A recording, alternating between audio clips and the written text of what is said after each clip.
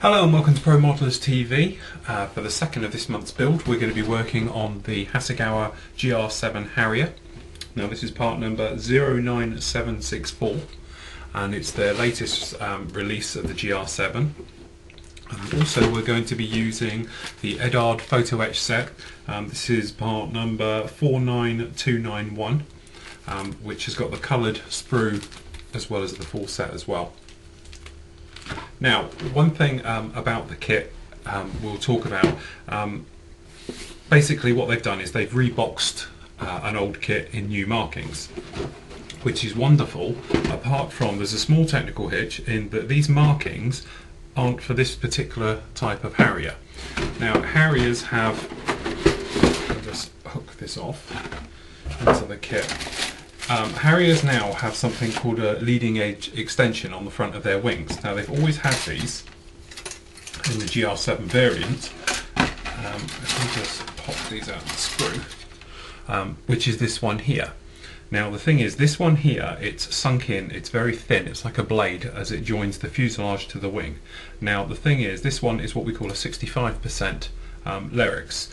Now this particular one for these markings in the box here, and as you can see a bit on the picture, is actually for what we call 100% Lyrics.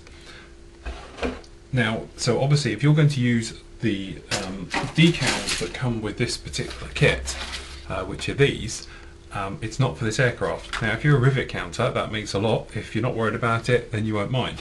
Now there is two companies that I'm aware of that are actually making a resin replacement for this. One of them I was hoping to have it here by now, but they've had some trouble in production, so they've been put back a bit, and the other one isn't due to release it for a few more months. But the other way around this, if you happen to be able to get hold of some spare parts, perhaps from Hasegawa, you can actually purchase them from Japan. But the actual part you need is sprue part J for the US Marine Harrier. Now the US Marine Harrier, so basically all the parts are the same apart from the J, because it has the correct Lyrics at the top. So you need part J and then you'd be away. Or for the moment, if you have got two of the Harrier kits, you need the Lyrics, the 100%, which is nice and smooth on top for there. But that's basically the only problem we have with the kit as such. So the next part is the photo etch parts. Now it'd probably be easier if I show you on if we get some kitchen roll out here on the desk. If we just pop that down so you can see. Okay, working with photo etch. It can be rather tricky because of just the way they are, and they are quite fiddly. What you'll get in here, you should have, it says having a quick look for it, it's popped out already. You will have lots of instructions for where all the photo etch goes. Now they're all pretty self-explanatory, and it'll tell you which parts to remove to put the photo etch parts with. Now this one here, you can see, is what we call a coloured sprue, because it's actually already printed, which is quite nice because you can get some great detail in there. And then you have your other standard nickel sprues there with all the parts. Some of them are replacements, some are add-ons, and then we get a photo film for some dials. We won't need those because we've actually got the coloured printed ones, but you get those as well. But certainly we've got the clear parts for the HUD and other bits like that. So that's basically that. With the photo etch parts, it's quite important getting them off the sprue to do it without actually bending them at this point. Now, two ways to do this. You either use a very, very sharp knife and cut it, or you can actually use, I use my decoupage scissors. They're very, very sharp and they do a very nice close cut, and you can snip them out with no problem at all. So that's the thing for those. So okay, with all good kits, we start off with the cockpit. A little bit of flashing to take care of. I've removed all the parts from the various sprues. Now, one thing to talk about with this one, I'm going to do two things at once with this. This is also going to be on the photo etch video, which can be found on the intermediate, which will be on channel 3. So if you ever are watching this one later on, or you're watching it now, and you want me to explain a little bit more in depth about how the photo etching actually works and how it goes on and things like that, then hop over to channel 3 and you'll find it in there. If it's not there right now, it will be within the next day or two. So that's the thing for that. What we're going to do, obviously we're going to use the colour PE set on this one, as we said before. So that is all going to go in amongst this. So we say, if you want to see exactly how it goes in every step of the way with the photo etch with this one, flick over to that channel before or after, whichever way you want to do it, and you'll see. But roughly, I'm going to whip through the cockpit and obviously this PE stage quite quickly. I'll just skim over it a bit because perhaps a lot of you know how to use it already. It's basically just seeing how it goes. But say, if you're new to PE using photo etch, or you want to see it a little bit more in depth, pop over to that channel. So far all I've done is build the seat. I haven't put the cushions in yet because obviously we're going to spray it as a base. And then for the PE parts that go inside the cockpit, all I've done is remove the pedals, just like this, and there's a backing one in which are all photo etch, and the floor pan is being photo etched, so that's in like that at the moment. So we've got a few bits done on this one. We just pull you in a minute. As you can see, we've got the two side panels in on both of those. That's quite a simple just drop in fit. And then obviously in here we've got the foot pedals in, and the backing plate is all in there on those. So that one's done, and we've got the front plate in here, so that's all okay. So all we're going to do now is basically move on. We're going to get all these the cockpit base colour all painted, and then we can move on to some of the more coloured parts that will actually go on as well. So there we have the completed cockpit. I hope you can see it there. We've put the seats in, the harnesses in. Ooh, we can get you just in. There we go. So there we can see the panels and the seats and the harnesses and all the other bits and pieces. So that's that one done. Very nice job, and it just goes to show that you don't need to have resin sets. You can do it with photo etch and make them just as detailed, just like that. So we've got the cockpit parts all together, and that's glued and drying now, so we can put that to one side. Now the next stage is getting the main fuselage parts together. It's always a tricky one when you've got a bottom plate to go in, to get all three to line up.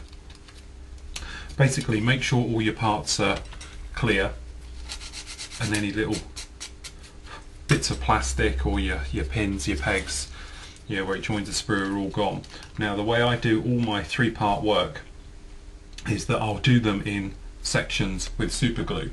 So we just give it a small tab drop on the first join, and we're happy how it's all sitting and everything else like that. Bit of a squirt with some kicker. Okay, that's not a problem, because all we do is sit, and we're happy how it sits, and hold it for a little bit in the correct place, just like that. And then when we're happy how that's sitting, we'll work our way down to the next one. A touch of super glue, run it along the join, squirt with a kicker, and then get it how you want it. A bit of a rub, and when you're in the right place, you just hold there and let the kicker do the work. Just hold it there a sec. See, we only do 2 spots with the actual super glue, because obviously you won't get the weld action where the super glue is, because the super glue can't actually get in there. So we just hold that for a sec. Okay, then what we do from the inside, taking our glue, the thin, we just let that run down the gaps. Remember, don't stick it where the glue is yet, because you might end up getting super glue all over your brush, which isn't a particular problem, because for some reason the extra thin tends to dissolve the glue anyway. We just do all those areas, and then we're happy with how it all sits and lines up on the bottom, just like that. So okay, we've got the parts in now. We've just put the two halves together, and I've just glued the engine nozzle locators to give us a bit of thing at the moment, just with some Tamiya. Then what we'll do is we're going to see how it lines up underneath. If there's any really bad joins or anything else like that, what we'll do is we'll actually use super glue and the kicker and do it that way. And to tell you the truth, looking at it, it's a very good join. Now the last time I did these, I had a bit of problem. I used a little bit of super glue up here at the front, one about midway, one towards the end, and then all I'll do with a cocktail stick, I'll just drag them up and down the line. We'll check how we're sitting inside. If we're all happy, then we'll just quick kicker, give it a bit of a blow. Remember, nice well ventilated area when using CA kicker because it stinks. Okay, it's not, because we're using the 5 second delay, you have to allow for that as well, i.e. the kicker would still take a few seconds to get going because it has got the delay in it. Okay, we're all happy with those. Now the only problem bit is down here to the rear. It needs just to be pushed in a little bit. So what we'll do is we'll use a tiny bit of super glue down there. It's a tricky one to get in, I can't really show you, but all we'll do, get in there with a cocktail stick and we'll get a bit of squirt with a kicker, and using a cocktail stick or your tweezers, just push it into position and hold just whilst that goes off. It will just help that. And then obviously with the cocktail stick, when you pull it out, twist it as you pull that way, whatever's stuck will snap off the stick instead of pulling it back out of the joint. So we just give that a second.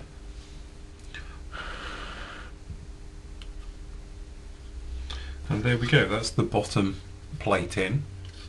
So that's the entire area all done now. So we just clear some space, we're getting a bit cluttered in here. What we'll do now, we'll just run some extra thin along all this joint just to make sure it's all nicely welded up. Just like that. And then obviously now we'll work our way around the rest of the fuselage, holding together, touch and flow.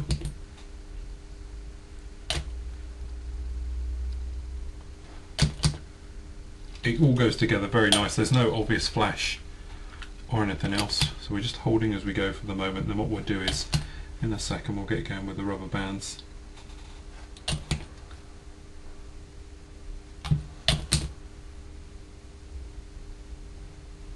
Just like that.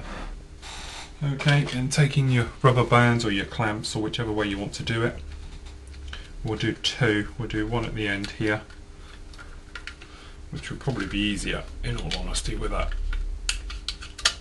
clamp, but for speed wise we'll just do there, and we'll just do one half just up this top, just one turn on that because I don't want it pulling over tight, and then obviously you can push to get your levels exactly how you want it, so we're not leaving any huge gaps.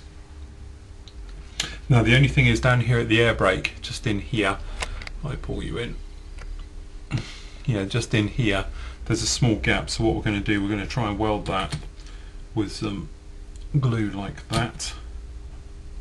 And obviously if you just do run a little bit on the inside edges just in here, and then it'll help to weld that plate, the top of the air brake, in. And then also in here we've got the chaff bucket which is sit on top, so I'm not worried about that. Then the only other thing we got to do at this point is actually put in the fan blades. Now for the moment all we're going to do is pop that in and secure. Now there's an arrow on the back just in there, obviously says for the right way up. And then with our extra thin we'll just run it around that. Cool. Now the reason I put it in and then we'll paint it and not the other way around is there's a small lip running all the way around, so really it'd be a waste of time because you'd have to do it anyway afterwards. But what we'll do is, there's two ways to do this fan. You could either spray it silver or aluminium or whatever colours you're going to be doing the blades, and then you could physically mask that up with a disc of paper, spray the rest white, or you could spray it all white and then hand paint the blades in the middle, or just run on some tape, whichever way you really want to do it, that's personal choice. At the same time, obviously what I'm going to do is I'll spray and paint this area silver and white in here, and I'll do the cockpit side wall as well, because obviously this is then going to fit in here. Sorry, if we just move this out of the way. This is going to fit in just like that, and it will save a bit of time with the painting. And then we can mask all white, and then what we'll actually do is stick some foam or some tissue or something down in there to stop any overspray from when we do the other colours. But that's basically those bits. The next jumbo step on top is going to be getting the actual intakes on.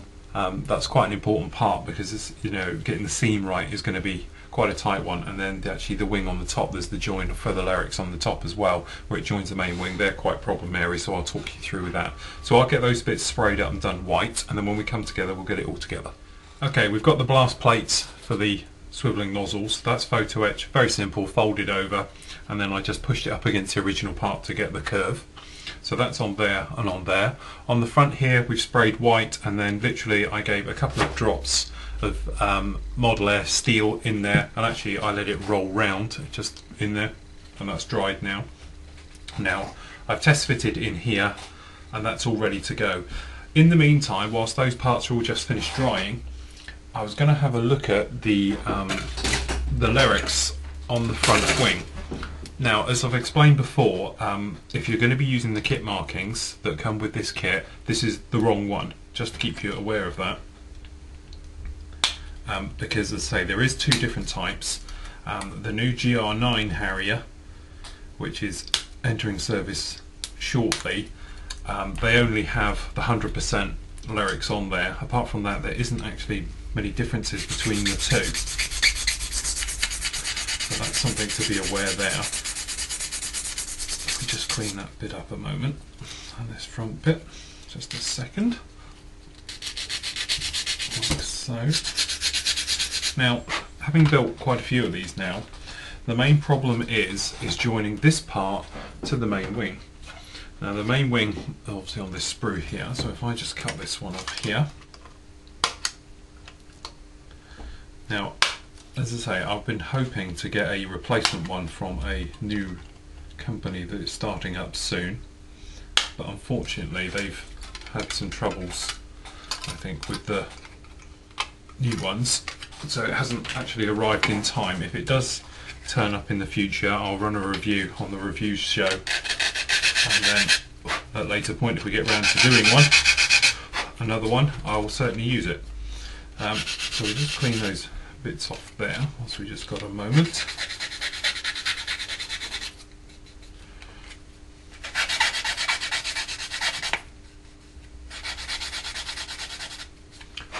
Okay, now the instructions would have you, let's just move that, would have you actually place this on first and then this second bit. Now obviously trying to do that join afterwards can be a bit of a pain.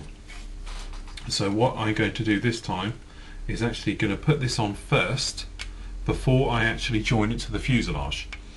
Now to do this, it's not a nice fit at the best of times, so what I'm going to actually do is use my old friend Mr. Super Glue and CA Kicker and try and do it that way. Obviously we've got the piece that goes underneath, but for the moment I'm going to worry about making this top seam as nice as possible. So there might be some editing in here because I'm not going to rush it, just for the purposes of showing you. So if my hand suddenly starts jerking around all over the place, you'll know what's going on there. It's just that I've had to edit it because I've spent so long fitting it all together. But otherwise this could take a bit of time to get right. See, our first problem is in here. There's a tiny little bit of flash just in there. If I bring you in a little bit. Yeah, there's a little bit of flash or something going on in here. So I'm just going to nick my craft knife in there to cut that out. That's a nicer fit. Okay. The main problem is that there's actually about a 0.5 millimeter between it. what I'm going to do is I'll start at one end and we'll work our way across.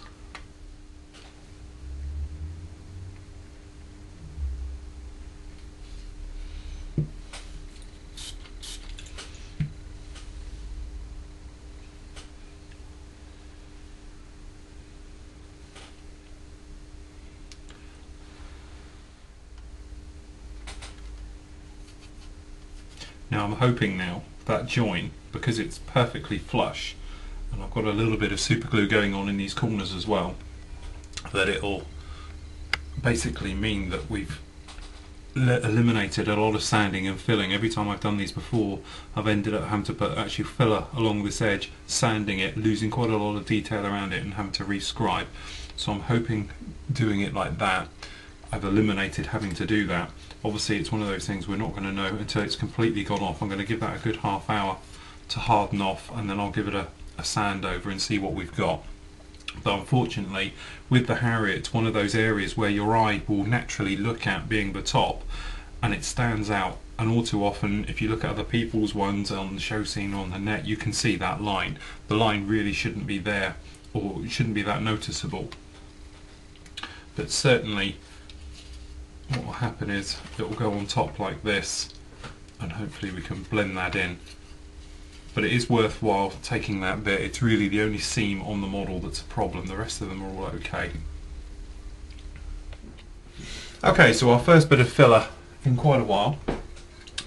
Obviously there's two ways to do filling: super glue filling and putty filling. Now because we're in this tight little area, it's a nasty one on the Harrier, where obviously the front part of the wing and fuselage and the lyric system joins the main wing, and because it is very noticeable we need to make sure it's right.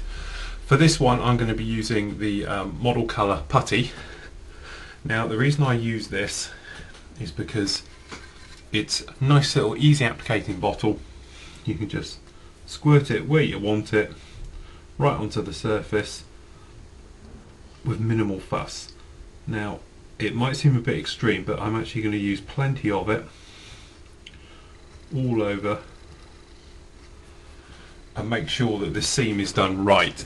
Now with all modelling, you know, there is a certain amount of patience involved with it, so if it takes 2 or 3 attempts, it's well worth to make sure and get it done over 2 or 3 attempts to make sure it's right.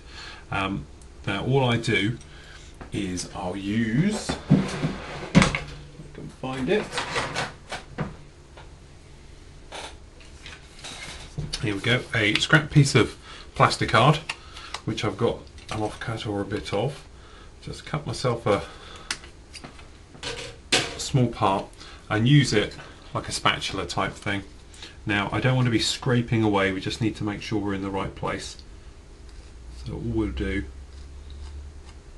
we'll just run it over it so it pushes in and gets rid of any air bottles and bits and pieces like that.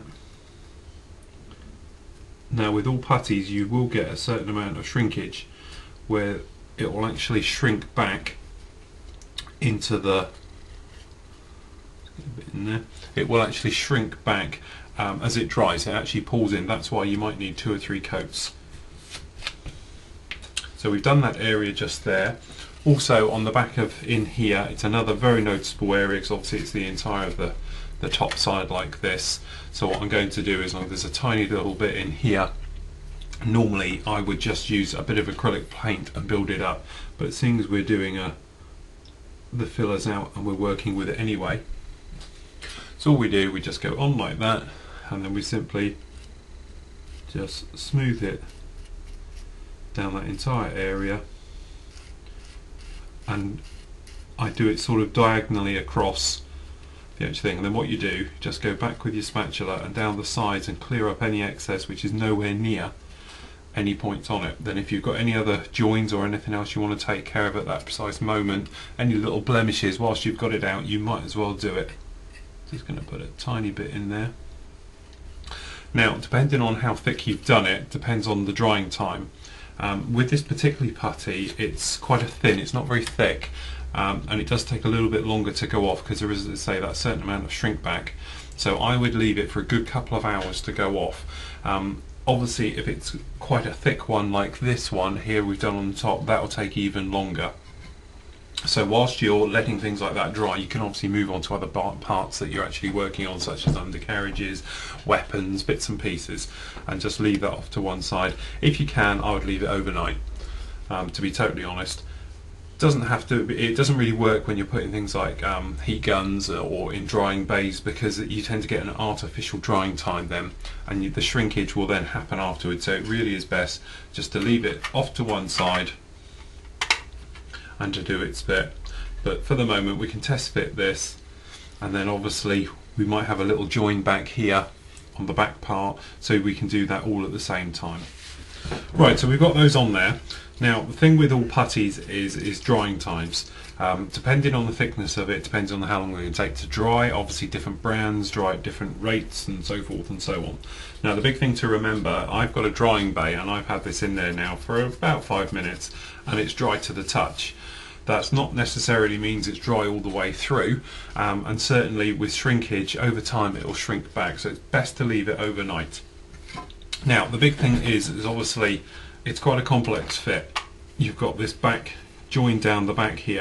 Now luckily for us, that line is actually a panel line on the real aircraft, so what we can actually do is use that in our favour. If it's too big a gap, then we're going to have to fill it, but certainly for the moment we don't have to worry about it. So that bit up there we'll leave now drying. It's dryable to the touch, so I can work with it. So what we're going to do now is crack on, get the underside of the wings on place, and then we're going to get it all fitted together, the front half at the moment on top.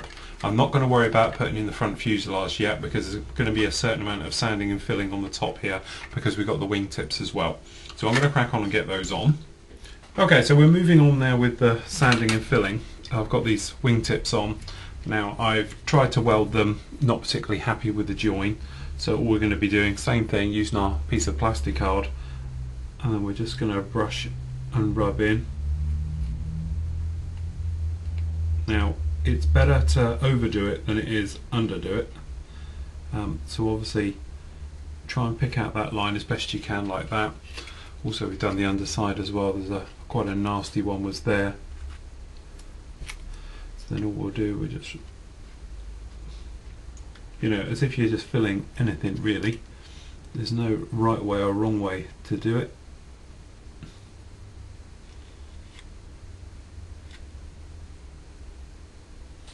It's better to put too much on than too little, because you end up having to do it again. So we're having to do all these areas in here, which is quite a bit of filling, but they're all what I would call noticeable areas, where you would notice if it hadn't. So we've just got this last one here. Now you have to be somewhat careful, because you've got these little nodules along the top which increase the lift. The little veins there. So we've got those ones in there like that. And we just put a little dab on the leading edge there, just to fill in any bits like that. Okay, then also we've done the underside steps as well. So now, as you say, we're going to leave that to one side to totally dry off. In the meantime, I've just put the halves together for the nose there. So if we just clean that off like that, let's have a look, see what we got here. That's quite a nice, no filler or anything required there, and then that will go on the front of the fuselage. The other thing I've just done is I've just sprayed the white on the inside here, and then obviously we've got the fan blades and everything, and that will all come together in a moment. The other thing I was just doing was just masking up. We've sprayed the inside of the air intakes white as well. Then all I've done, using 6mm Tamiya tape and using the back edge as a reference, I've then run a roll of it in there. Now I've left 2 flaps, if you can see like that, because what will happen is when this is glued on, these flaps then will stick to the inside of the actual air intake, to the side of the forward fuselage, and then mask, so you get a complete ring like that. Then all we'll do is we'll poke a little bit of foam in there, or anything you've got handy, into the actual air intake to stop it. So obviously we get no overspray in there, and that'll give us a nice crisp edge line, but 6mm is a good one for that. Okay, so we've just got the front end on, we've just pushed that in, set. Now the thing you'll notice is one side, which is this side, is the starboard side, as you're looking here, this one, goes in very well, no problem at all. This one, there's a slight gap down the back on this here, just around here. Now I'm going to leave that for the minute because it's all lined up and is square, and I've checked it all and we're all in the right position. So I'm going to let that harden, and then I'm going to blend it in. I'm going to sand that physically in. Now we haven't put the auxiliary air doors in yet either. We're just going to let that all set because it's all in the correct position, and that's the main point with it. It's quite complex, and as you can see there, we've got the bits of tape hanging on the inside. Now as soon as they're in the right position and everything else, and it's all set hard, we'll get the cocktail stick out and we'll push those in, and I'll show you, and we'll bung it up, and then we'll get the entire top half. So what we're going to do for the moment is leave that all to dry off and go totally hard. It's quite a complex aircraft to actually build because of obviously the subsections of trying to get it all together. So we've got a lot of drying time really now. Obviously we've still got these to take care of, and we'll marry this all up and then sand in everywhere and rescribe as we go.